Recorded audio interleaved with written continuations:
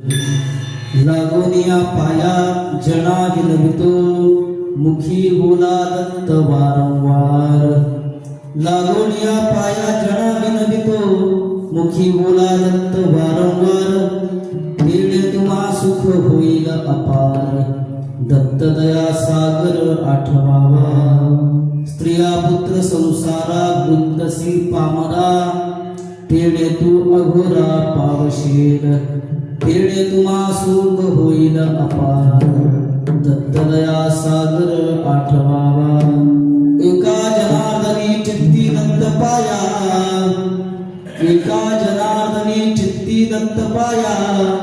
दत्त रूप काया झाली त्याची तेणे तुम्हा सुख होईल अपार दत्त दया सागर आठवावा। पांडुरंगा करो प्रथम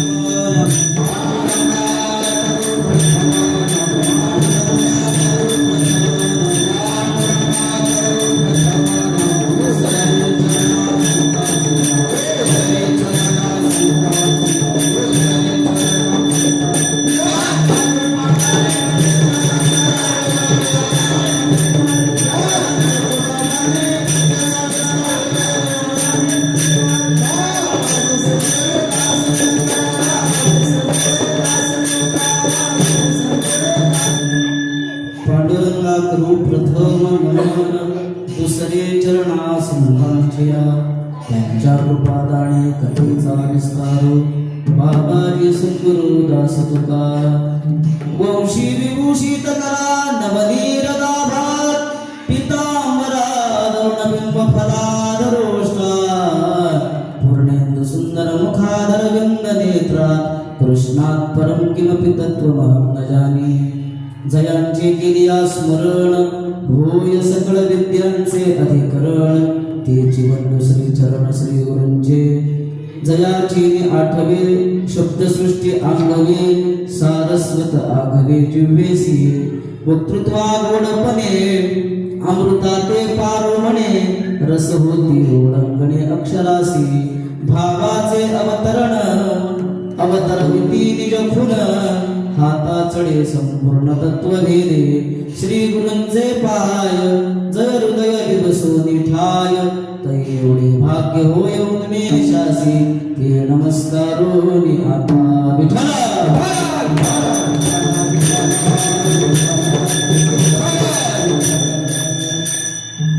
आय हनुमंत विराजिये कथा कर्मती अनुसार। प्रेम सहित गादी धरू पधारिये पवन कुमार। मस्तक माझा पायावर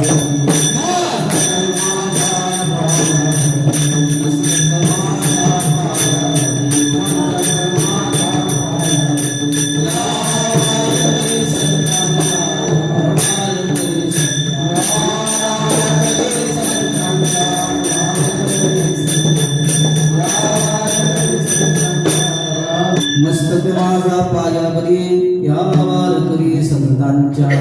निवृत्तीनाथाचे चरण शरण एका जनार्दनी शरण एका जनार्दनी निवृत्तीनाथाचे चरण शरण एका जनार्दनी शरण एका जनार्दनी शरण एका जनार्दनी।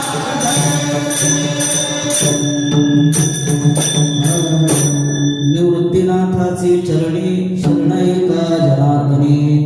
लागोनिया पाया जना विनवितो मुखी बोला दत्त वारंवार।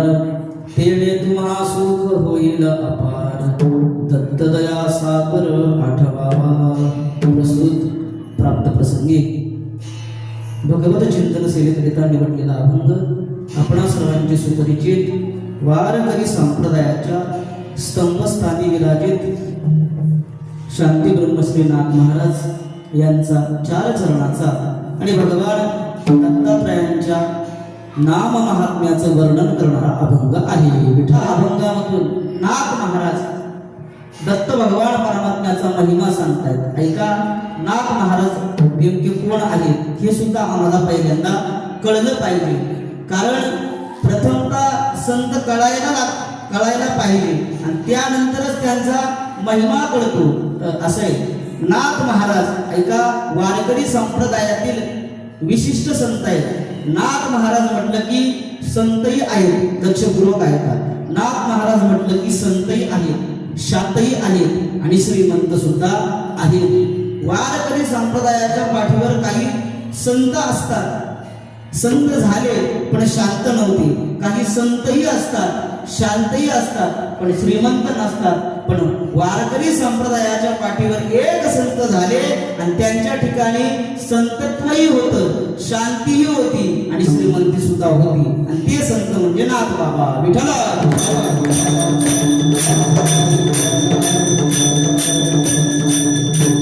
नाथ बाबांच्या जीवनात किती शांती हो. या शांतीचं चिंतन करत असताना नाथ बाबांची शांती भंग करण्यासाठी त्या पैठणच्या ब्रह्मवृंदाने ठरवलं की नाथ महाराजांची शांती आम्हाला भंग करायची आहे. त्याच्याकरता त्यांनी काही बक्षिसं ठेवली आणि त्या बक्षिसाचं पात्रता स्वीकारण्याकरता एक पैठण मधलाच एक ब्राह्मण, त्याला त्याच्या मुलीचं लग्न करायचं होतं आणि लग्न करायचं म्हटलं की आर्थिक गरज असते आणि त्या आर्थिक गरजेच्या पोटी तो ब्राह्मण त्या ब्रह्मवृंदांकडे जातो आणि म्हणतो मला पैशाची गरज आहे. आणि त्यावेळेस ते ब्रह्मवृंद सांगतात तुला आम्ही पैसे देऊ पण तुला एक काम करावं लागेल. आता काय काम करावं लागेल म्हटल्यानंतर ते म्हटले इथं पैठणमध्ये नाथ महाराज म्हणून राहतात आणि त्यांची शांती तुला भंग करायची आहे, एवढं काम तुझ्याजवळ आहे. आता बिचारा तो सद्ग्रहस्थ ब्राह्मण, त्याला पैशाची गरज, मुलीचा विवाह करायचा आहे म्हणून तो गृहस्थ निघाला, चपला घालून निघाला आणि नाथ बाबांच्या वाड्यामध्ये आला. नाथ बाबा भगवान परमात्म्याची पूजा करत होते आणि पूजा करत असताना तो सद्ग्रस्त आपल्या ज्या चपला आहेत त्या चपला सगट नाथ बाबाच्या देवालयामध्ये शिरला. नाथ बाबांनी पाहिलं पण नाथ बाबाला शांती ब्रह्म म्हणतात. नाथ बाबांची शांती हल्ली नाही, उलट नाथ बाबा म्हटले अगं गिरिजे, माझा एक भक्त आलाय आणि तो एवढा माझ्यावर भावुक झालेला आहे की त्याच्या चपला सुद्धा त्याला काढायची भान राहिलेलं नाही. मला सांगा, आपण देवपूजा करत असताना एखादा व्यक्ती चप्पल घालून आपल्या देवालयापर्यंत आला तर आपली स्थिती काय असेल? आपण काय करू हा ज्याचा त्याचा भाग आहे. तरीही नाथ बाबांची शांती हल्ली नाही आणि पुढे जाऊन तो सद्ग्रहस्थ नाथ बाबा म्हटले अगं हा भक्त आलाय, आता याला काहीतरी प्रसाद दिला पाहिजे.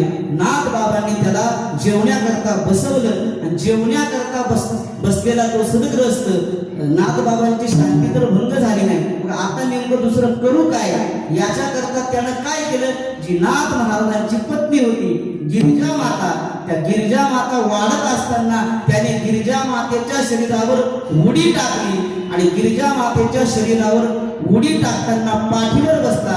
आणि त्या क्षणी मला सांगा, एखाद्या व्यक्तीच्या पत्नीच्या पाठीवर जर परपुरुष जर बसला तर त्याचा राग कुठपर्यंत जाईल हो? अनावर नाही, गळस काढेल. पण नाथ बाबा म्हटले अगं गिरिजे, तुला हरिपंडिताला घ्यायची सवय आहे ना, हा हरिपंडितच आहे असं समज. म्हणजे मला सांगायचं काय आहे, नाथ बाबाच्या जीवनातील शांती ही पराकोटीची आहे म्हणून त्यांना शांती ब्रह्म म्हणतात. हा शांतीचा विचार झाला. नाथ बाबाच्या ठिकाणी संतत्व सुद्धा आहे. आपण वारकरी संप्रदायाचा विचार केला तर वारकरी संप्रदायाच्या मांदियाळीमध्ये सगळ्यात जास्त ग्रंथ जर कोणी निर्माण केले असतील तर ते नाथ महाराजांनी बरं का. सगळ्या संतांचे ग्रंथ आणि नाथ बाबांचे ग्रंथ वेगळे आहेत. ग्रंथ संपदा नाथ बाबांची फार आहे. नाथ बाबांनी एकनाथी भागवत केलं, नाथ महाराजांनी एकनाथी गाथा निर्माण केला, नाथ बाबांनी भावार्थ रामायण निर्माण केलं. आणि पुढचा भाव सांगू, नाथ महाराजांनी जे एकनाथी भागवत निर्माण केलं, तयार केलं, ते करत असताना अर्ध्यापर्यंत ते भागवत आलं आणि नाथ बाबांचा जाण्याचा वेळ समय झाला. आणि त्यावेळेस नाथ महाराजांच्या घरी पुरणपोळी खाण्याच्या इच्छेनं आलेला एक सामान्य घरातील मुलगा, त्याचं नाव काय, गावबा. गावबा कशा करता आला होता महाराज? फक्त नाथ बाबाच्या घरी पुरणपोळ्या असतात आणि त्या पुरणपोळ्या त्याला खायला मिळाव्या याच्याकरता तो गावबा आला. नाथ बाबा म्हटले, गावबा आता जी राहिलेली भागवताची ग्रंथाची निर्मिती आहे ती तुला करावी लागणार आहे. आणि बघता काय, नाथ बाबांनी आदेश केला आणि त्या गावबानं राहिलेलं भागवत लिहिलं. याचा स्पष्ट थोडासा भाव सांगतो. नाथ बाबांनी कुठं भागवत थांबवलं आणि गावबानं कुठून सुरू केलं हे कुणालाही कळत नाही, किंबहुना सांगता येत नाही. त्याचं कारण सांगू. नाथ बाबांनी त्या गावबावर नेत्रकृपा केली.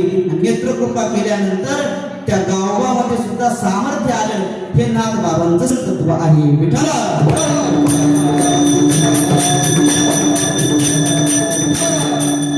आता नाथ बाबांची श्रीमंती, नाथ महाराजांच्या श्रीमंतीचा विचार केला. आपल्या घरामध्ये पुरणपोळीचा स्वयंपाक कधी केला जातो? काही सण असला, सणावारांच्या वेळेस आपल्या घरामध्ये पुरणपोळी केली जाते. पण ऐका, नाथ बाबाच्या घरामध्ये रोज पुरणपोळीचा नैवेद्य होता. आणि मला सांगा, ज्याच्या घरामध्ये रोज पुरणपोळीचा नैवेद्य भगवंताला अर्पण केला जातो ते नाथ बाबा सामान्य असतील? किती श्रीमंती त्यांची असेल, महाराज याच्या घरी रोज पुरणपोळीचा नैवेद्य असतो. असे नाथ बाबा श्रीमंतीचा विचार फार आहे, म्हणून नाथ बाबा श्रीमंत आहे. आणि नाथ बाबाचा अधिकार किती हो? ज्या भगवान परमात्म्याच्या प्राप्ती करता योगी जपी तपी रात्रंदिवस ध्यान धारणा करतात, त्या ध्यान धारणा करणाऱ्यांच्या स्वप्नात सुद्धा तो भगवान परमात्मा जात नाही. पण माझ्या नाथ बाबाचं सामर्थ्य इतकं होतं की त्या भगवान परमात्म्यानं 1 वर्ष नाही, 2 वर्ष नाही, तब्बल 36 वर्ष पाणी भरण्याचं काम केलं. कोणाच्या घरी? कावडीने जागरे चक्र पाणी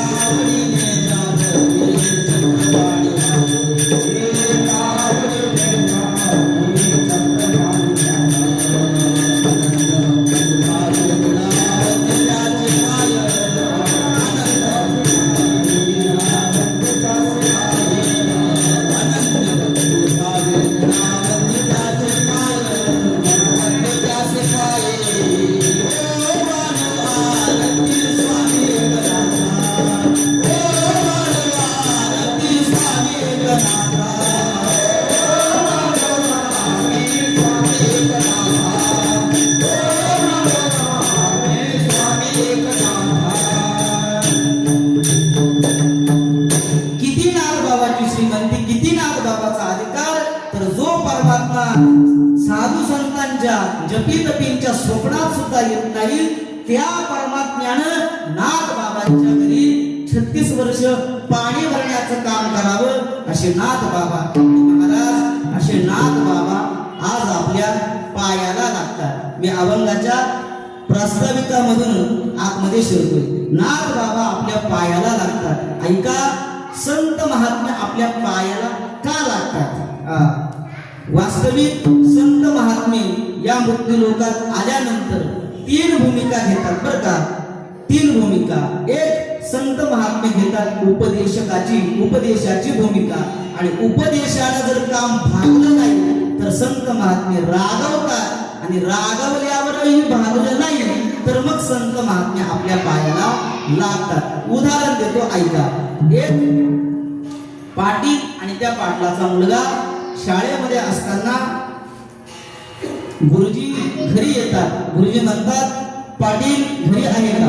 पाटील बोलले, या गुरुजी.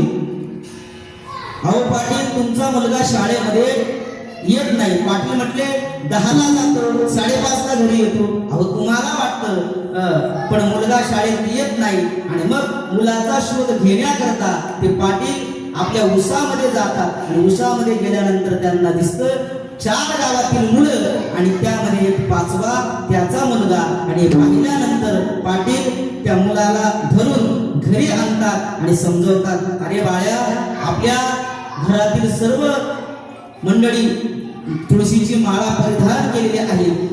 आपल्या घरातील सामान्य कोणी बाहेर निघाला तरी आपल्या घरातील माणसाला लोक जय हरी घालतात. आणि तू हे पत्ते खेळण्याचं काम करतो. बाळा, हे पत्ते खेळू नको. हा पाटलानं केलेला उपदेश आहे, लक्षात ठेवा. तदनंतर तो मुलगा पुन्हा शाळेत जायला लागतो आणि 15 दिवस झाले की तो मुलगा पुन्हा शाळेत जात नाही. आणि मग गुरुजी पुन्हा घरी येतात. पाटील आहे का घरी? या ना गुरुजी. अहो, मुलगा शाळेत येत नाही. अहो, 10ला जातो, 5:30ला येतो. तुम्हाला वाटतं बघ. पाटील पुन्हा त्या मुलाला शोधण्याकरता जातो आणि पहिल्या ठिकाणी असलेल्या जागेवर मुलगा आता सापडत नाही. का? मुलं फार हुशार असतात महाराज. त्यांना माहित होतं वडिलांना ही जागा कळाली आहे.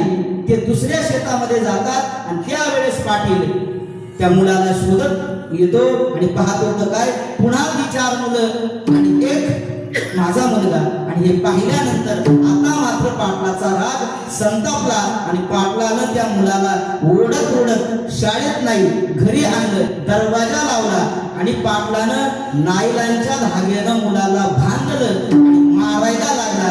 इतका मारला की त्या मुलाला बोलता सुद्धा येत नव्हतं. आणि मग इतका मार खाल्ल्यानंतरही पाटील आली, म्हटली, अहो मारता का काय? त्याचा जीव घेता की काय? त्यावेळेस पाटील म्हटला, तू बाजूला हो. त्यावेळेस पाटील भयंकर चिडलेला होता आणि त्याच अवस्थेत तो मुलगा बोलताही येत नव्हतं तरी म्हटला, मी शाळेत जाणार नाही, मी हवं तर मारून टाका मला. हे वाक्य ऐकल्यानंतर जो पाटील रागाने संतप्त झालेला होता तो पाटील शांत झाला आणि म्हणाला, बाळू, अरे एवढं कोणी मारतं का कुणाला? एवढं तुला मारलं तरी तुझ्यावर काही परिणाम होत नाही. अरे बाळ्या, एक काम कर, ऐक माझं. आपल्या रूम मध्ये आपण दोघच आहोत. मी तुझा बाप आहे. ऐक, एकच सांगतो, तुझ्या पाया पडतो रे, पण तू शाळेत जा. ऐका, बापाची ही पाया पडण्याची भूमिका आहे. तशा प्रकारे संत पहिल्यांदा उपदेश करतात, नंतर रागवतात आणि रागावूनही काम नाही भागलं तर मग संत पायाला लागतात. अभंगाचं लागोनी या पाया जनानी नवी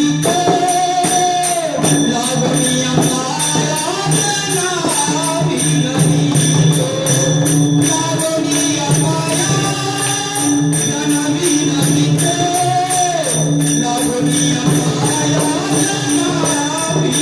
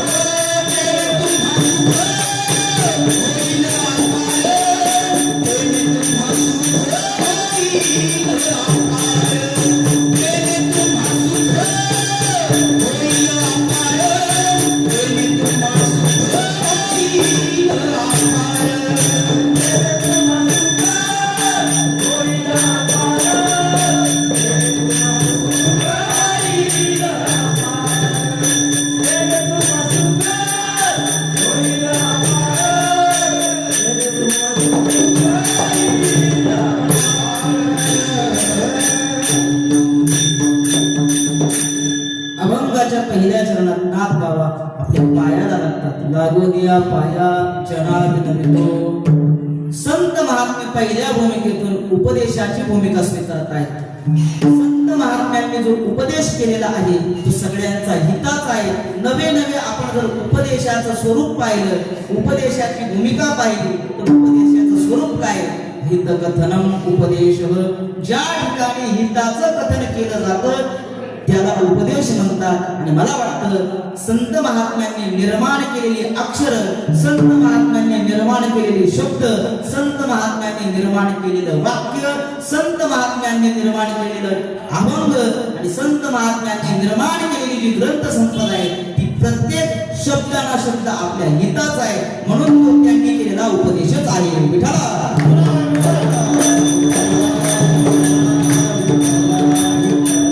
संत महात्मे पहिल्यांदा उपदेशाची भूमिका स्वीकारतायत आणि उपदेशानं काम भागलं नाही तर मग संत महात्मे दुसरी भूमिका स्वीकारतात आणि ती भूमिका म्हणजे रागवण्याची. आपल्याला जागोजागी पाहता येईल संत महात्मे रागवतात. जे शांती ब्रह्म बाबा त्यांची शांती भंग करायला आलेला व्यक्ती कोणत्याही स्तराला गेला तरी शांती त्यांची भंग होत नाही. पण ज्या वेळेस उद्धाराची तळमळ निर्माण होते अंतःकरणामध्ये त्यांच्या त्याच वेळेस तेच नाथ बाबा इतके भांडतात. हरिपाठामध्ये सांगतात सटविलेला कैसा नाही, सटविलेला कैसा नाही, कैसा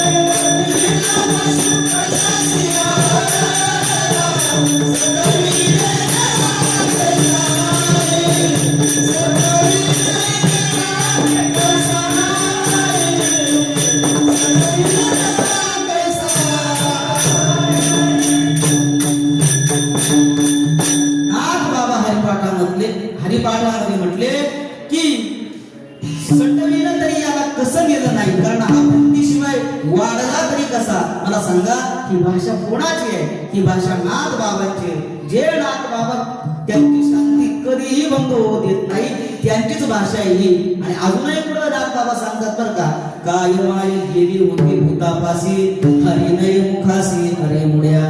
ही भाषा माझी नाही, नाथ बाबांच्या हरिपाठातील आहे. अजूनही अशा प्रकारे कितीतरी नाथ बाबांनी आपल्याला रागावर सांगितलं ऐका. आणि हा राग सुद्धा लोकांच्या लक्षात आला नाही आणि त्यावेळेस मग संत महात्मे आपल्या पायाला लागायला लागले. ऐका, संत महात्म्यांनी आपल्या पायाला लागावं एवढं आपण मोठे आहोत का? काय आपल्याकडे आहे की त्यांनी आमच्या पायाला लागावं? ऐका, संत महात्मे आपल्या पायाला लागतात म्हणजे आपण फार मोठे झालो नाही. कोणत्या बापाला असं वाटतं आपल्या मुलाच्या पाया पडावं? वाटत नाही, पण त्याला पाया पडण्याची तो मुलगा वेळ पाडी आणत असतो. आणि त्याचप्रमाणे संत महात्म्यांना सुद्धा आपल्या पायाला लागायची इच्छा नसते हो, पण आपण ती वेळ आणतो आणि त्यामुळे ते संत महात्मे आपल्या पायाला लागतात. ऐका, पायाला लागणं वेगळं, पाया पडणं वेगळं, नमस्कार करणं वेगळं आणि राम राम घालणं वेगळं आहे. पाया पडणं म्हणजे दुसऱ्याच्या चरणावर डोकं ठेवणं, त्याला डोकंच ठेवावं लागतं. एखादा उठून म्हटला महाराज संपूर्ण शरीर आमचंच आहे, आम्ही एखाद्याच्या पायावर पाय ठेवला तर तुका म्हणे एका देहाचे अवयव, सगळे अवयव तर एकाच देहाचे आहेत. पण बाबा डोकं लावू नको, डोकं पायावर ठेवलं तेव्हाच पाया पडणं घडतं, कारण डोकं फार महत्वाचं आहे. सरकार सुद्धा आम्हाला सांगतं तुमचा पाय मोडला तर प्लास्टिकचा पाय आमच्याकडे तयार आहे, तुमचा हात मोडला तर हात सुद्धा आमच्याकडे तयार आहे. पण एक सांगतो डोकं आमच्याकडे तयार नाही, तेवढं तुम्ही जपा. आणि म्हणून सरकार काय सांगतं, हेल्मेट वापरा, कारण डोकं फार महत्वाचं आहे. डोक्याला फार मान आहे, नवे नवे मानेवरच डोकं आहे, म्हणून डोकं फार महत्वाचं आहे. आणि डोकं आपण कोणाच्या पायावर ठेवावं तर ते संतांच्या. एका पाया पडणं मी सांगतोय. तदनंतर सांगितलं नमस्कार करणं, आपले दोन्ही हात जोडून एखाद्याला विनम्र भावानं नमस्कार करणं हा नमस्कारातील प्रकार आहे. तदनंतर दंडवत, दंडवत वेगळं आहे बरं का. दंड म्हणजे काठी आणि वत, काठीप्रमाणे काठी एकदा आपण अशी पुढे सोडली की ती सर्वांगानं खाली पडते. त्याचप्रमाणे दंडवत सुद्धा कसा घालायचा असतो तर अष्टांगानं दंडवत म्हणजे आपल्या शरीराचे अष्टांग झोपून द्यायचे असतात, त्याला दंडवत म्हणतात. आणि रामराम वेगळा आहे. रामराम दोनदाच असतो बरं का. एखादा 3 वेळेस म्हणला राम राम राम, तो स्वीकारू का आपण? नाही स्वीकारणार. एकदा राम आपल्या आतल्या रामासाठी आणि एकदा राम पुढच्या व्यक्तीतल्या रामासाठी, म्हणजे राम राम हा दोनदाच असतो. ही आपली परंपरा आहे. आणि नाथ बाबा सुद्धा आपल्या पायाला लागतात. मग प्रश्न असा आहे, तुम्ही सर्वजण म्हणाल एवढ्या 15 ते 20 मिनिटापासून सांगतोय नाथ बाबा आमच्या पायाला लागतात, पायाला लागतात, पण आमच्या पायाला नेमकं नाथ बाबा का लागतात? तर त्याचं उत्तर आहे मुखी बोला दत्त वार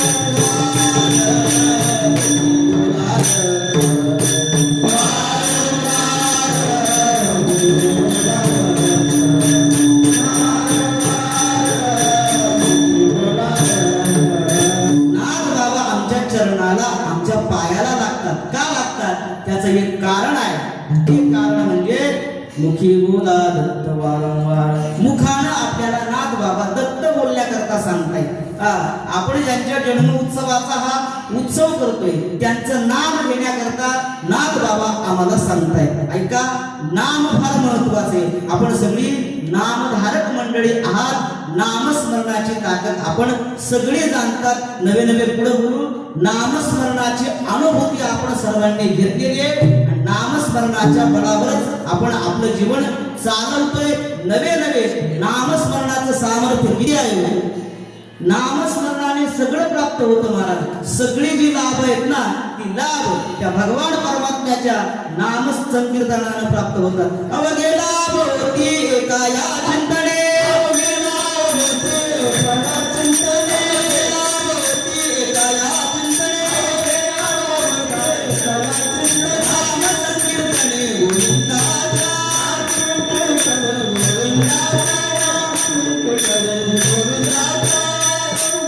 तुकोबाराय म्हणजे जी काही सर्व प्रकारची लाभ आहे ते लाभ कशाने आम्हाला प्राप्त होतील तर त्या भगवान परमात्म्याच्या चिंतनाने.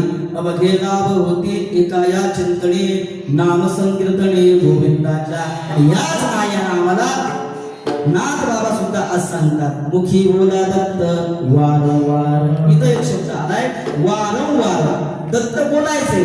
कधी कधी कधी नाही, सकाळी सकाळी नाही, रात्री रात्री नाही. कधी? मुखी बोला दत्त वारंवार.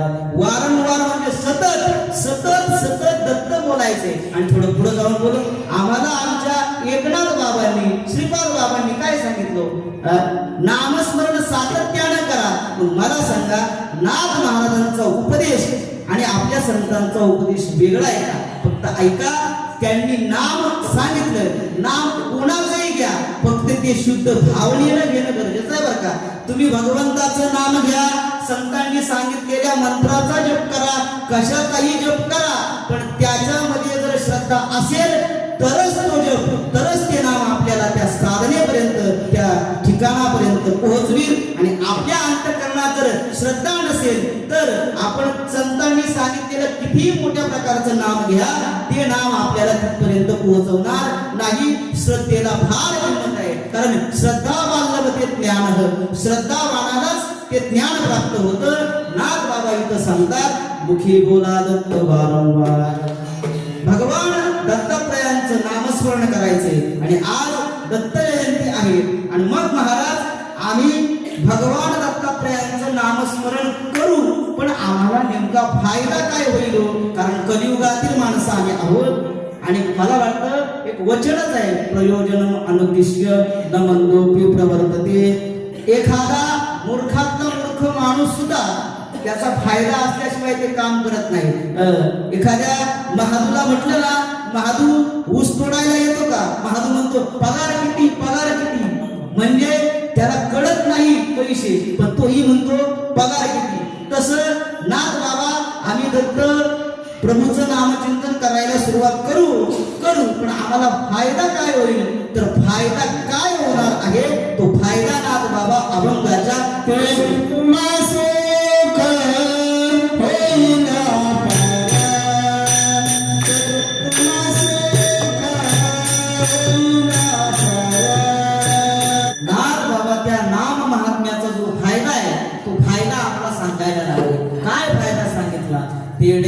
सुख होईल अपार दत्तदया सागर आठवावा. तुम्हाला तुमच्या जीवनामध्ये अपार सुख होईल. नाम क्षणाला वाढणारं जे सुख आहे ते तुम्हाला प्राप्त होईल. मग तुमचा आमचा प्रश्न असा आहे, आम्हाला आमच्या जीवनामध्ये सुख आता नाही का? आम्ही सुखी नाहीत का?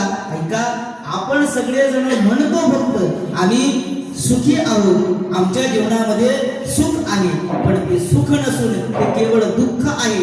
आणि मग खरं सुख कशात आहे? तर ऐका, भगवान परमात्म्याच्या नामामध्ये, भगवत नामामध्ये खरं सुख आहे. आणि तेच नाथ बाबा सांगतात, आम्ही प्रेमे सुखे, आम्ही प्रेमे सुखे, आम्ही प्रेमे सुखे, आम्ही प्रेमे सुखे.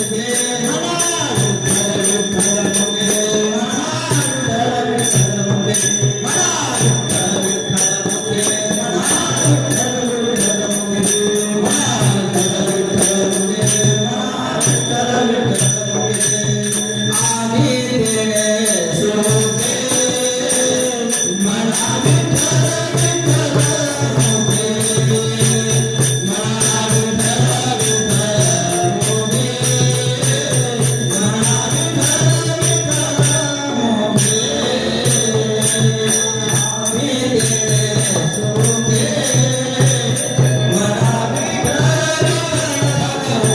प्रेमे सुखे, म्हणा विठ्ठल विठ्ठल मुखे, म्हणा विठ्ठल विठ्ठल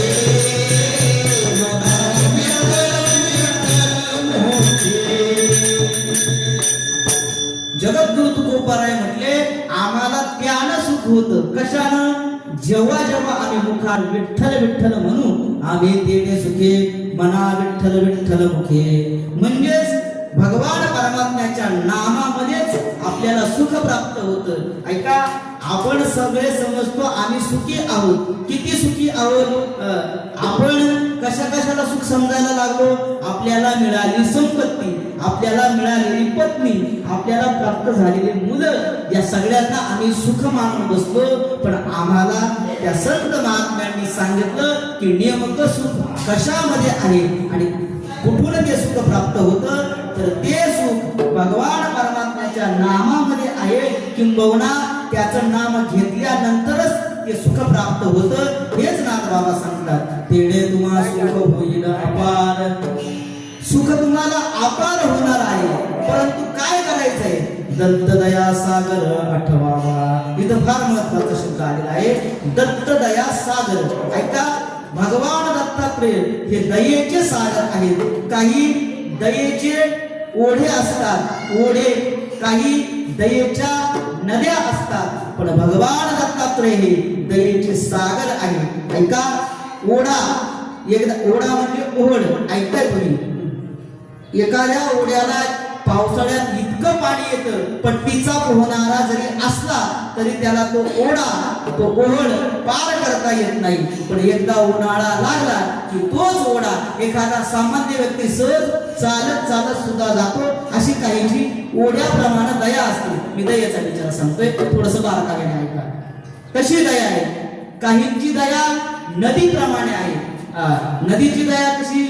वर्षाकाळी सरिता चढू लागे पंडुसुता. एकदा वर्षा सुरू झाला की नदी इतकी भरून जाते. आपल्या सर्वांना माहित आहे, आपल्या गावातील जी नदी आहे, एकदा पावसाळा सुरू झाला की किती भरते हो? मला वाटतं फार गावाच्या वेशीतून आतमध्ये यायचा प्रयत्न करते. पण पावसाळा संपला की आता तिची स्थिती कशी आहे? सामान्य माणूस सुद्धा सामान्यपणे जाईल. अशी काहींची दया नदीसारखी असते. पण ऐका, दत्त प्रभूंची दया तशी नाही. इथं नाथ बाबांनी शब्द वापरला, दत्त दया सागर आठवावा. दत्त दयेचा सागर आहे, नाम समुद्र आहे.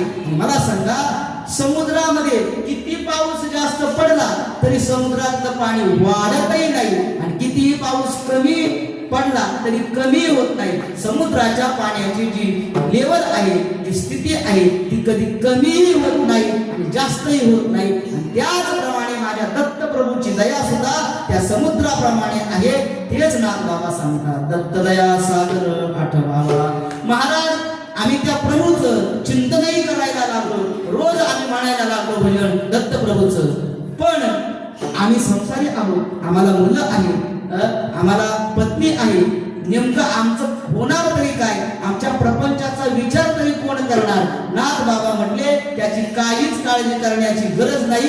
अभंगाच्या तिसऱ्या चरणात स्त्रिया पुत्र संसार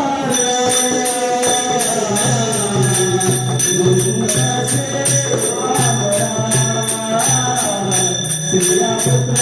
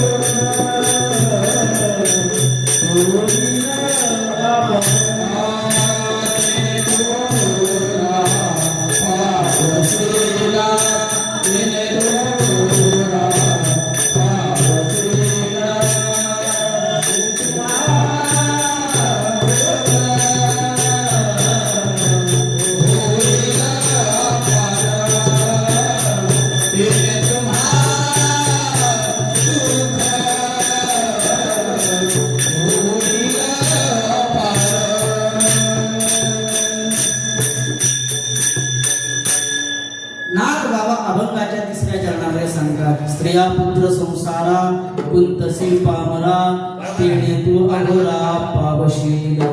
आम्ही भगवान परमात्म्याचं नामस्मरण करून आमचा संसार आहे, तो संसार कसा चालेल. नाथ बाबा म्हटले तो संसारही चालेल अगदी व्यवस्थित, फक्त एक काम करायचं आहे, त्याच्यात गुंतायचं नाही. आणि गुंतणं कशाला म्हणतात, ऐका, गुंतणं कशाला म्हणतात. आता देवड्यामध्ये कीर्तन चालू आहे, कशाचं, दत्तप्रभूच्या जन्मोत्सवाचं कीर्तन चालू आहे. आणि एखादा गोटीचा व्यक्ती कीर्तना करता निघाला बरं का, घराच्या बाहेर आला, गाडी सुरू केली, गाडीला किक मारली, बायको म्हटली नका जाऊ म्हटली. तो म्हटला अगं जाऊन येतो, काय 1-1.5 तासाचा प्रश्न आहे, लगेच येईल. ती पुन्हा म्हटली नका जाऊ, तरी तो म्हणे जाऊनच येतो. पण ती पुन्हा म्हटली नका न जाऊ, न आला. एकदा प्रेमानं नका न जाऊ म्हटली की जो गाडीवर बसलेला व्यक्ती होता तो गाडी बंद करून पुन्हा घरात गेला. मला सांगायचं काय आहे, संसार करा पण त्याच्यामध्ये गुंतू नका. तुम्ही जर गुंतायला लागले तर मग तोच संसार तुमचा नाश केल्याशिवाय राहणार नाही.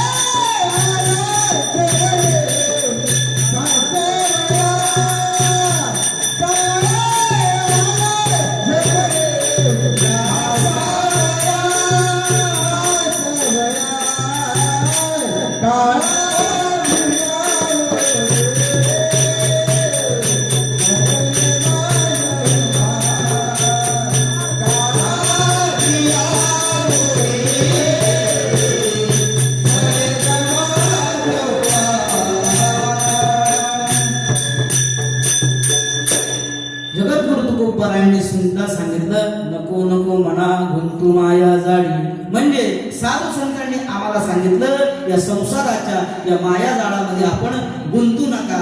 नवे नवे संसारात गुंतून राहायचं नाही. आणि संसार करूनही आम्हाला परमार्थ जर करायचा असेल तर तो कसा करायचा? ऐका, अनेक महात्म्यांनी आपला संसारही केला आणि परमार्थही कडेला पोहोचवला. नवे नवे परमार्थाची जी उच्च स्थिती आहे त्या स्थितीला सुद्धा ते पोहोचले. पण त्यांनी केलं काय? ऐका, संसार करत असताना ते त्या काम लोभ नावाचे विकार आहे, त्या विकारांवर त्यांनी विजय मिळवला. मग स्थिती काय झाली? अवघी आनंदाची सृष्टी झाली, आनंदाची सृष्टी झाली, आनंदाची सृष्टी झाली, अवघी आनंदाची सृष्टी झाली. काम क्रोध लोभ निघाले ठाईचे, काम क्रोध लोभ निघाले ठाईचे, आनंदाची सृष्टी झाली.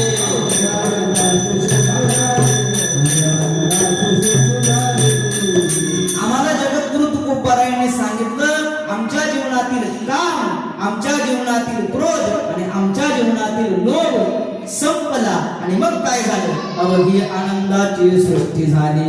आनंदाची सृष्टी झाली म्हणजे आम्ही त्या आमच्या ध्येयापर्यंत पोहोचलो. पण त्याच्याकरता आम्हाला काय करावं लागलं?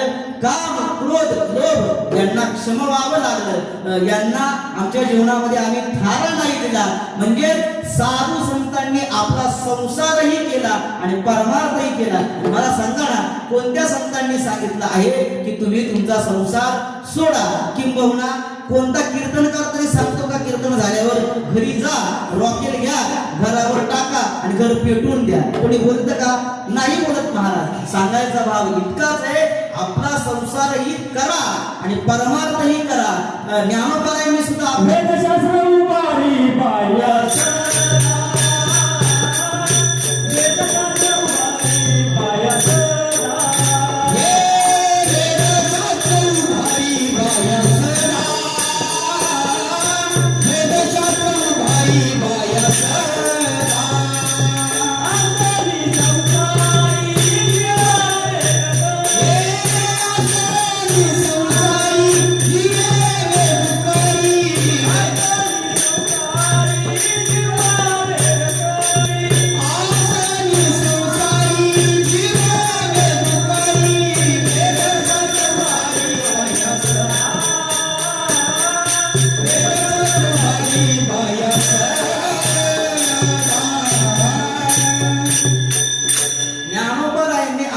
पाठामध्ये सांगितलं, असोनी संसारी जिभे निर्गु करिये, वेदशास्त्र उभारी बाया सदा. असा ना तुम्ही संसारी असा, पण तुमच्या जिभेवर, तुमच्या जिभेनं वेद कशाचा धारण केला पाहिजे? तर त्या प्रभू नामाचा, त्या भगवत नामाचा वेद तुमच्या जिभेनं जर धारण केला तर मग तुम्ही संसारी जरी असाल तरी तुमचा संसार सुद्धा सफल होईल आणि परमार्थ सुद्धा सफल होईल. तेच नाथ बाबा सांगतात, स्त्रिया पुत्र संसारा गुंतसी पामरा.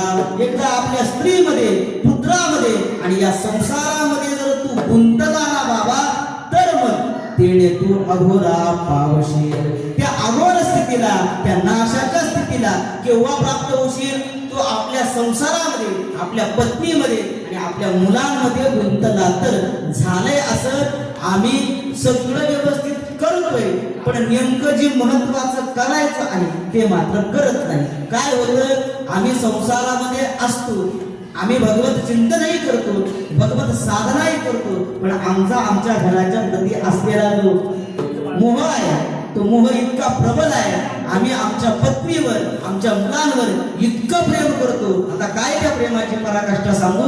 ही सगळी माझ्या समोर, माझ्या सहित सगळी संसारी मंडळी बसलेली आहे. किती आपल्या मुलाकरता आपलं प्रेम हो, किती एखाद्याच्या मुलाकरता एखादाचा बाप काय करत नाही महाराज? सगळ्या गोष्टी त्या मुलाला पूर्ण होण्याकरता तो प्रयत्न करत असतो. पण पुढे जाऊन बोलू, तोच मुलगा त्या बापाला पुढे सांभाळेल की नाही हे सुद्धा त्या बापाला माहीत नसतं. तरीही तो बाप काय करत असतो महाराज? त्या मुलाकरता जी नाही ती गोष्ट करत असतो. मला सांगायचं इतकं आहे की त्या बापाचं मुलामध्ये गुंतण आहे. आणि पुढचा भाव नाथ बाबांनी सांगितला, स्त्रीमध्ये म्हणजे आपल्या पत्नीमध्ये सुद्धा गुंतायचं नाही. आणि झालंय असं की लग्न झालं की इतकं पत्नीमध्ये गुंततात. आता हा माझा विषय नाहीये, तुम्ही सगळे जाणकार मंडळी आहे. संसारातलं सुख कसं आहे, नवीन लग्न झालेली पती पत्नी 2 वर्ष जितकं प्रेमानं बोलतात, ऐकताय तुम्ही, 2 वर्ष जितकं प्रेमानं बोलताय त्या पती पत्नी म्हातारपणामध्ये तितकं प्रेमानं बोलतात का हो? अहो बोलतच नाही, पाहतच नाही एकमेकाकडे. आणि पाहिलं तरी जसं काही 7 जन्माचं वैर आहे अशा पद्धतीनं पाहतात. मला सांगायचंय संसारामध्ये सुखही नाही, फक्त तो सुखावास आहे. विठ्ठला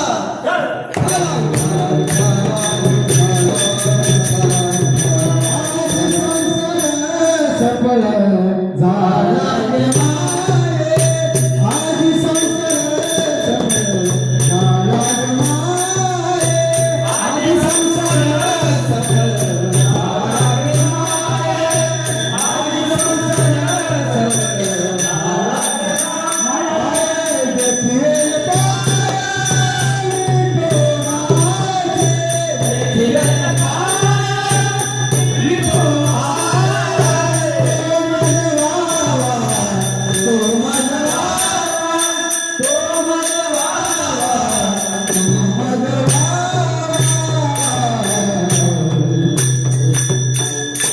आजी संसार सुफळ झाला गे माये, देखिले पाज विठोबाचे. तो मज व्हावा, तो मज व्हावा, वेळोवेळा व्हावा पांडुरंग. आमचा संसार सुखाचा कधी होईल, त्या परमात्म्याचं पाय आम्ही पाहिलं तरच आमचा संसार सुखाचा होईल. नाथ बाबा तेच सांगतात, स्त्रिया पुत्र संसारा गुंतसी पामला, तेणे तू अघोरा पावसी. एक करायचं, आपल्या स्त्रीमध्ये, आपल्या मुलामध्ये, आपल्या संसारामध्ये गुंतायचं नाही. आणि हे ज्याला जमलं तो त्या परमात्म्याच्या स्वरूपतेपर्यंत, रूपापर्यंत जाणारच आहे. आपण अभंगाच्या शेवटच्या चरणाचा भाव पाहणार आहोत. तत्पूर्वी एका त्या प्रभू परमात्म्याचं एकदा मोठ्यानं आपल्याला भजन करायचं आहे. सर्वांनी हात वर करा आणि त्या प्रभूचं चिंतन आपण करूया.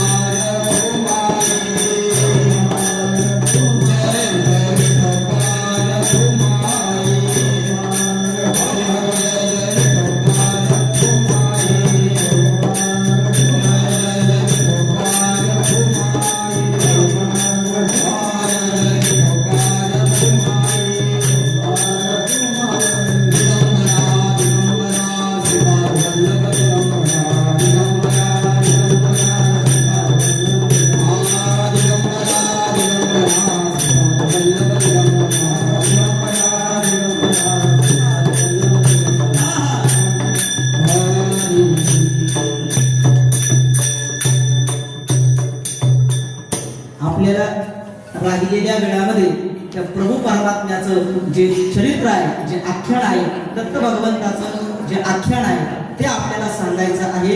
आणि प्रभू परमात्म्याचा जन्म उत्सव साजरा करायचा आहे. अगदी आपण 15 ते 20 मिनिटांमध्ये आपली सेवा संपवणार आहोत. जे प्रभूचं चरित्र आहे, जे आख्यान आहे ते ऐकण्याचं काम करा. फुलं आणले असतील तर फुलं मोकळे करून आपल्याला सर्वांना थोड्या 10 मिनिटांनी वाटायचे.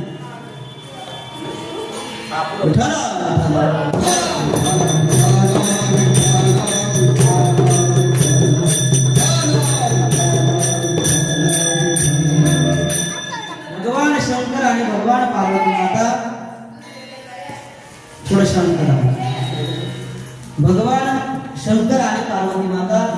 दोघांचा संवाद चालला होता आणि संवाद चालू असताना भगवान शिवांना पार्वती म्हटली, काही या विश्वामध्ये तुम्ही काही अपूर्व म्हणजे काही नवीन पाहिलं का? आणि त्यावेळेस भगवान शिव पार्वतीला सांगायला लागले, मी एक या विश्वामध्ये अपूर्व पाहिलं, ते म्हणजे या विश्वामध्ये एक पतिव्रता आहे, पातिव्रत्यपणा तिचा इतका उंचीचा आहे आणि तिचं नाव आहे अनसूया. ऐका, आपण सगळं तिला अनुसया म्हणतो, पण ते नाव चुकीचं आहे. तर तिचं नाव आहे अनसूया. अन असूया असं दोन शब्द आहेत. अन म्हणजे नाही आणि असूया, असूया म्हणजे द्वेष, ईर्ष्या, जिच्या जीवनामध्ये कधीही घडत नाही तिला अनसूया म्हणतात. आणि ही जी अनसूया आहे ती पतिव्रता आहे आणि पातिव्रत्यपणाचा तिच्याकडे फार मोठा हक्क आहे असं भगवान शिव पार्वती मातेला सांगायला लागले. आणि मग पार्वती माता म्हटली, अहो तुम्हाला लोकांबद्दलच तुम्ही सांगता, आम्ही पतिव्रता नाही का? आमचा पातिव्रत्यपणा नाही का? आता भगवान शंकर म्हटले, माझ्या सांगण्यावर तुझा विश्वास बसणार नाही, किंबहुना पत्नी आपल्या पतीचं कधी ऐकतच नसते.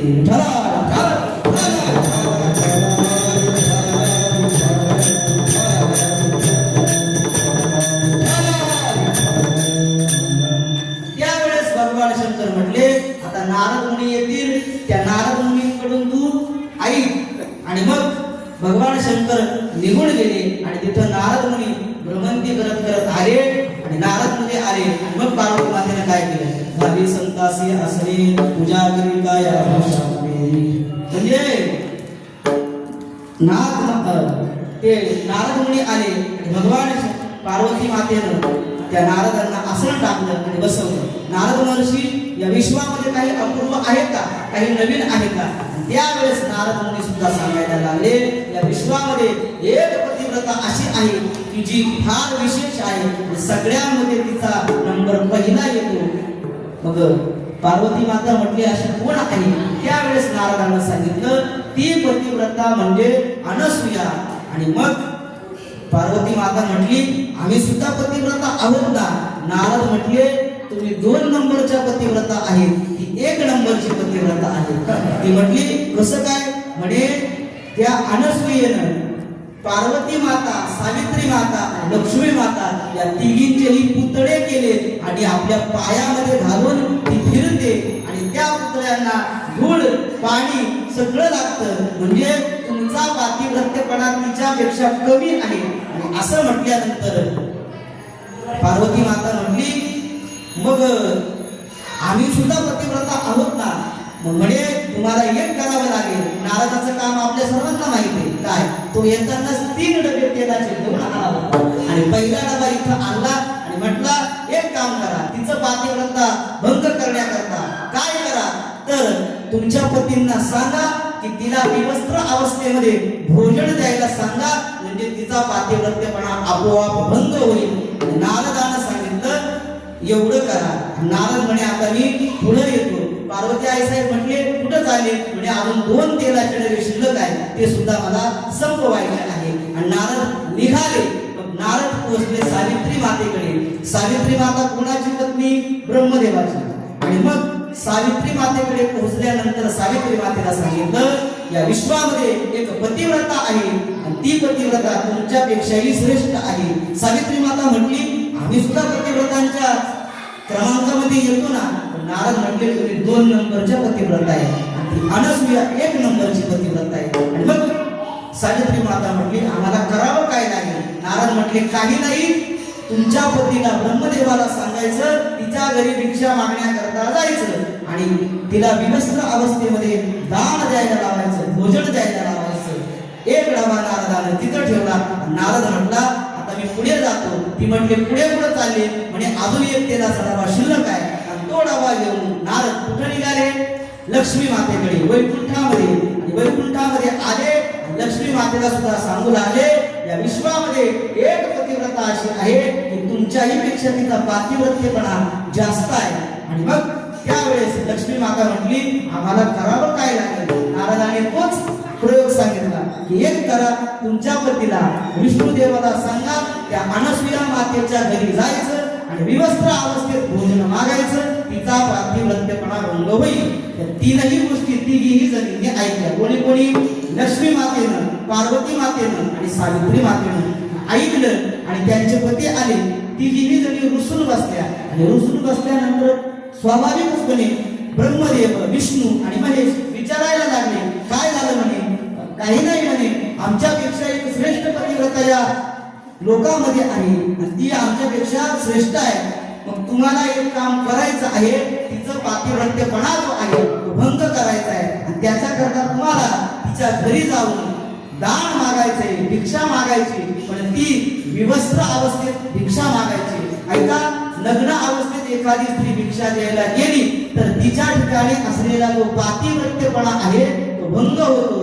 आणि जी काही अनसूया माता आहे महाराज, ती खरोखरची पातिव्रत्य होती, ती अंतर्ज्ञानी होती. तिने हे सगळं ओळखलं आणि अत्रि मुनी तिचे पती, त्या पतिदेवानं सुद्धा हे सगळं अंतर्ज्ञानानं ओळखलं. अत्रि तेच आणि त्रि, तीन गुणांची सत्ता ज्याच्या ठिकाणी तीनही गुण ज्याची बाधा करू शकत नाही ते असे अत्रि. आणि मग ब्रह्मा, विष्णू, महेश हे तीनही देव त्या अनसूया मातेचं पातिव्रत्यपणा भंग करण्याकरता निघाले आणि आले. अनसूया मातेच्या प्रांगणात आले. अत्रि मुनींना अनसूया मातेला आज्ञा केली, म्हणजे अनसूया जा, तू यांना भिक्षा घेऊन ये, एक कर, यांना बालक कर आणि तू त्यांना भोजन दे. ऐका, अनसूया मातेचं पातिव्रत्य इतकं तेजस्वी आणि ओजस्वी होतं. त्या पातिव्रत्याच्या बळावर ब्रह्मा, विष्णू, महेश हे तीनही देव महाराज लहान लहान देव झाले. आणि मग ते जे देव झाले तो दत्त भगवंताचा अवतार आहे. ऐका, पुढची कथा अजून आहे. फुलं वाटले का? फुलं वाटून द्या. तर मग हे तीनही देव लहान लहान बालक केली आणि ही बालक केल्यानंतर त्या अनसूया मातेनं केलं काय तर आपलं स्तनपान त्या बालकांना केलं महाराज. तब्बल 6 महिने ब्रह्मदेव, विष्णू आणि महेश या तीनही देवांना आपलं स्तनपान पुरविलं. आणि इकडं त्यांच्या पत्नींना आनंद झाला. म्हणजे आता काय झालं असेल? अनसूया मातेचं पातिव्रत्य भंग झालं असेल. आणि मग त्या आनंदामध्ये तितक्यात नारद येतो आणि मान खाली घालून राहतो. आणि त्यावेळेस त्या सगळ्या विचारतात, नारद मुनी काय झालं? म्हणे मान खाली घालण्यासारखंच झालंय असं त्या अनसूयेनं तुमच्या तीनही पतींना लहान लहान बालक करून ठेवलेलं आहे आणि म्हणून तुमचे पती एकदम आता लहान लहान बालक झालेलं आहे. आणि हे ऐकल्यानंतर ज्या काही लक्ष्मी माता आहे, पार्वती माता आहे, सावित्री माता आहे, त्या घाबरून गेल्या आणि त्यांनी विचार ठरवला की आता अनसूयेच्या जवळ जायचं आणि तिला बोलायचं. आणि त्या न्यायाप्रमाणे तीनही जणी अनसूया मातेच्या प्रांगणामध्ये दरबारामध्ये आल्या आणि म्हणाले, अनसूये, आमचे पती कुठे आहे? आणि एवढा आवेश ऐकल्यानंतर अनसूया माता म्हटली, असं हे पहा तुमचे पती आणि ज्याचा जो आहे तो घेऊन जा. ऐका, तीनही बालक एकदम सारखेच होते. प्रत्येकीच्या मनात विचार आला, पार्वतीच्या मनात विचार आला, चुकून मी एखादा बालक उचललं आणि तो जर ब्रह्मदेव असता तर उगाच मला पश्चाताप व्हायचा, ते वेद भोगावे लागतील.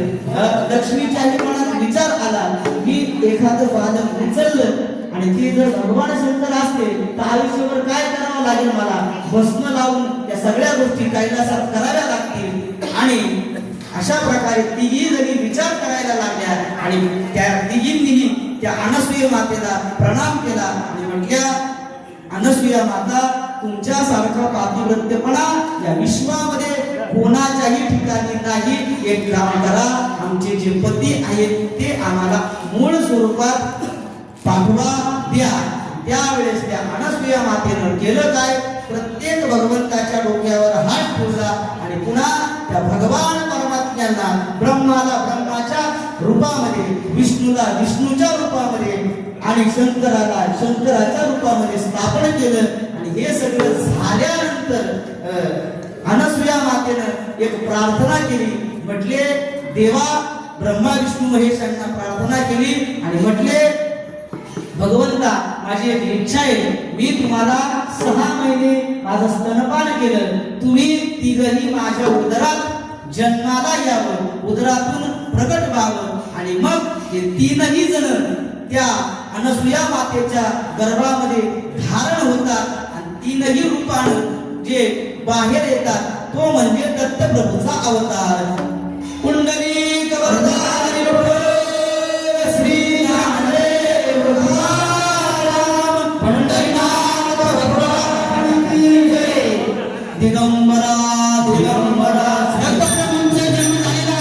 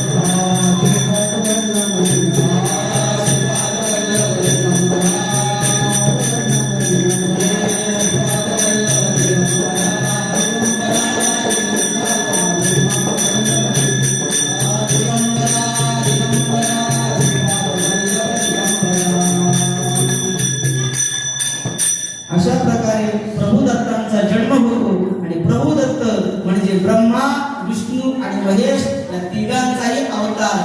ब्रह्माला, विष्णूला आणि भगवान शंकराला जर एका रूपामध्ये पाहायचं असेल ते रूप म्हणजे दत्तात्रय भगवंताचा आहे आणि अशा दत्त प्रभूचा अवतार होतो. आणि असे जे दत्त प्रभू आहेत ते सर्व आपल्या मनोकामना पूर्ण करणारे आहेत. मग महाराज आम्ही आमच्या जीवनामध्ये या दत्त प्रभूंना प्रसन्न करण्याकरता काय करावं ते करण्याचं जे साधन आहे तेच साधन महाराज अभंगाच्या शेवटच्या चरणात एका जनार्दन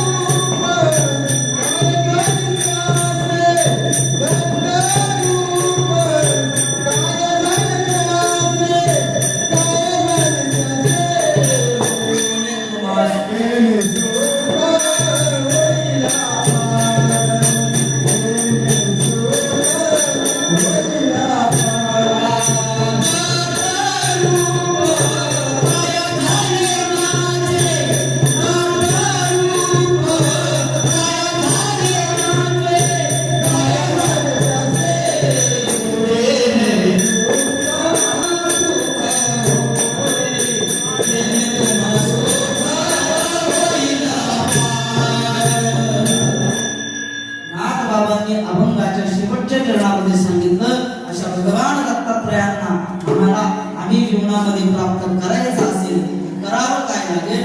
नाथ बाबा म्हटले एका जनार्दने चित्ती दत्त पाया दत्त रूप काया साजे त्याचे. त्या भगवान दत्तात्रयांचे जे पाय आहे जे चरण आहे ते आम्ही आमच्या हृदयामध्ये धारण करायचे आहे आणि ते आम्ही धारण केले तर आमची जी काया आहे ती दत्तरूप होईल. आता प्रश्न असा आहे आम्हाला दत्तांचे पाय आमच्या हृदयामध्ये आमच्या शरीरात धारण करायचे म्हणजे नेमकं काय? पाय धारण करायचे म्हणजे काय? ऐका याच्याकरता अगदी 2 मिनिटात एक उदाहरण सांगतो म्हणजे कळेल. आपल्या गावामध्ये सप्ताह होतो, अतिशय आनंदाने उत्साहाने होतो. आपल्या गावामध्ये महाराज मंडळी येत असतात. आपल्या प्रत्येकाची इच्छा काय असते? प्रत्येक महाराजांना आपल्या घरी यावं. कशा करता? नाश्ता करता म्हणा, दूध घेण्याकरता म्हणा, जेवणा करता म्हणा. गावची लोकसंख्या जवळजवळ किती आहे? किती आहे? 3,500च्या जवळ आहे. मला सांगा महाराज लोक किती असतात? 8 ते 10. 8 ते 10 महाराज लोक किती लोकांच्या घरी जाणार? हा? विचार केला तर 50 लोकांच्या घरी जातील, पण बाकीची जी राहिलेली मंडळी आहे ती काय करतील? प्रत्येकाची इच्छा काय असते? माझ्या घरी महाराजांनी यावं.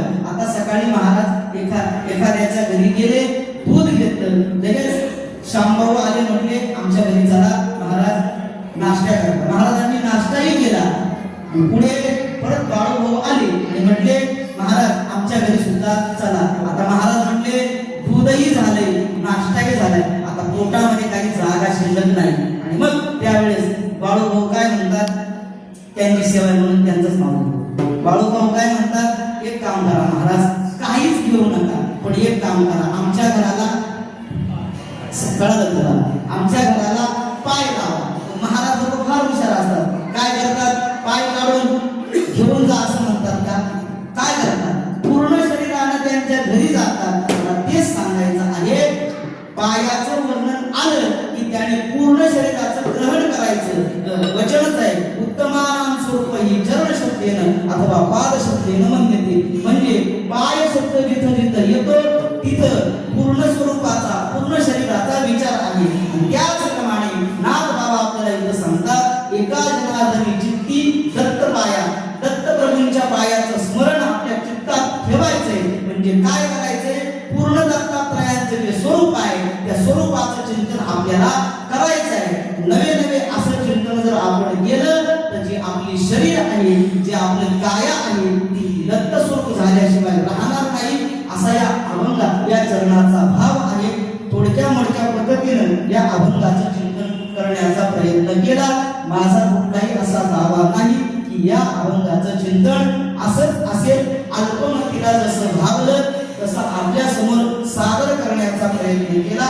माझ्या समोर अनेक साधना करणारी मंडळी आहे. आपला कुठलाही अधिकार सुद्धा नाहीये, फक्त एकच आहे, ज्ञानोबारायांच्या तुकोबारायांच्या भूमीमध्ये काही काळ राहण्याचं भाग्य प्राप्त झालं म्हणून इथे उभा आहे.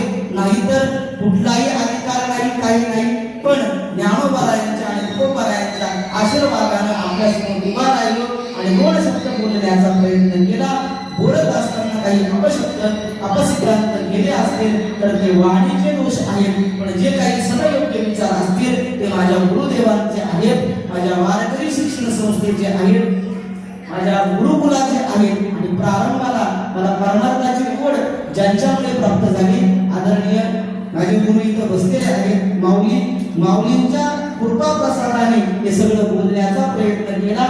झालेली सेवा प्रभू दत्तांच्या चरणी, हनुमंतरायाच्या चरणी आणि तुम्हाला सर्व श्रोतृ मायबापांच्या चरणार्पणी समर्पित करतो.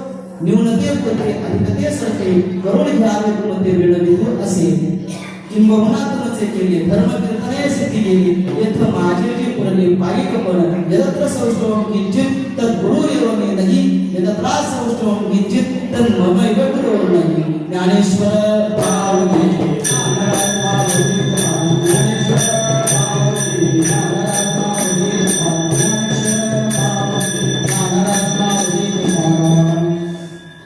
दागोनिया पाया जमा विनवितो मुखी बोला दत्त वारंवार देणे तुम्हा सुख होईल अपार दत्तदया सागर आठवावा. या अभंगावर चिंतन करण्याचा प्रयत्न केला.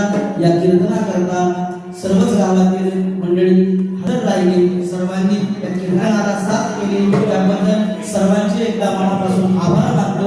आणि आपण सर्वजणही 2 तास माझ्यासारख्या पावनाची सेवा ऐकत राहिले त्याबद्दल आपले सुद्धा आभार मानतो. गोड अशी मदत साथ केली आमचे शिवा महाराज असतील, आमचे संभव महाराज असतील. नवीनच मुलगा आहे आणि मला वाटते अशी मुलं जर घडत गेली तर आपल्या गावात काहीतरी सुधारणा होईल. प्रत्येकाचा मानस, प्रत्येकाची भावना ही असावी की आपल्या घरातील एक मुलगा तरी परमार्थामध्ये जावा आणि काहीतरी संतांचे विचार आत्मसात करावे. कारण आत्ताचा काळ, आत्ताचा जमाना फार विचित्र आहे.